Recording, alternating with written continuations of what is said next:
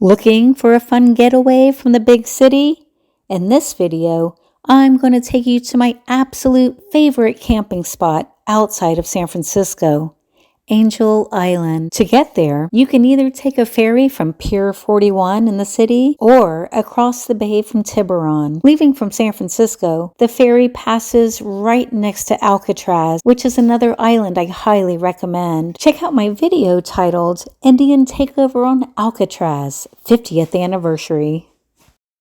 All right, I just arrived at Angel Island, got off the ferry, and we are going to be headed to campsite number 3, which is on the east side of the island, facing the Bay Bridge in Oakland and then the city skyline. Here's our campsite number 3, a large site with unobstructed views of the city skyline and the Bay Bridge. I'm not going to lie though, this site would be much better if a little time was taken to level out some tent spots. Campsite number 3 is on a huge hill, so a few flattened areas would definitely be nice. Be sure to bring along some tent stakes because it's also unprotected from the wind.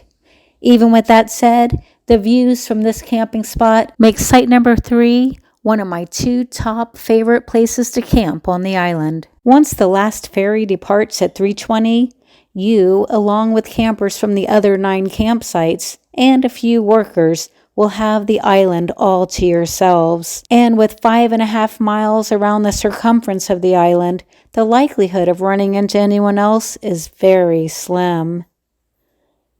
Knowing a little history of the old dilapidated buildings can make the exploration a little more hair-raising. The sign reads, in 1910, the immigration station was moved from the San Francisco waterfront to Angel Island.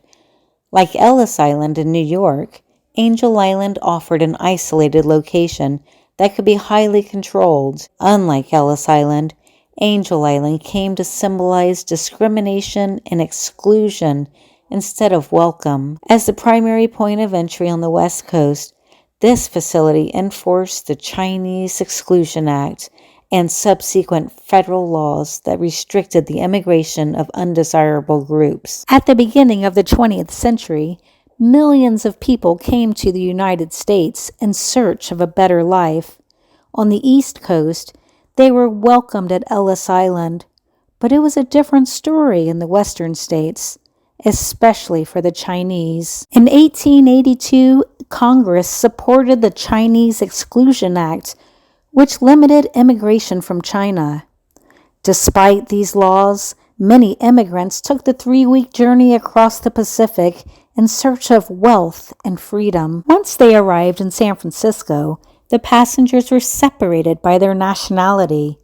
Europeans and others holding first and second class tickets were allowed to disembark the ship, while others, including Asians, Russians, and Mexicans, were shipped to Angel Island. Here they went through exhaustive interrogations that took weeks, months, or even years. Crowded into bunks 3 levels high, the men and women imprisoned in the cramped quarters lived in constant fear and distrust of one another.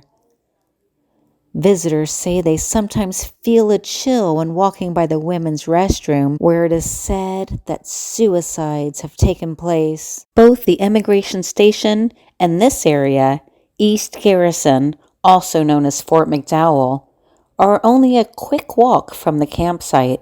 This fort was also used as a detention camp to house returning U.S. soldiers who had been exposed to infectious diseases. It was also used as a discharge camp to process soldiers returning from the Philippines in 1901. In 1909, military prisoners were taken from Alcatraz to be used as laborers to expand Fort McDowell into a recruitment depot. So like what I said before, what's so amazing and unique about camping here is that not only do you get amazing views of the San Francisco Bay, but you get the run of the island all by yourself once the last ferry leaves.